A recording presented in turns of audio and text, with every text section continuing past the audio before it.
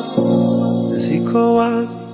Dharau na mbwembwe nauliza ziko wapi? Yuko wapi?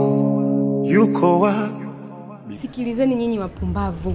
Ranger AK Mwaipopo, naweza nikasema ingawa mimi sijawahi kukuona kwenye filamu mbalimbali ukiwa unaigiza, lakini kwenye hii filamu ambayo ni filamu yako ambayo nimekuona ni kama ndio filamu yako ya kwanza, umecheza kwa upande wangu naweza nikasema wewe ni the best, kwa sababu umeonyesha namna gani ambavyo inatakiwa washiriki kwenye filamu nyingi waweze kufanya.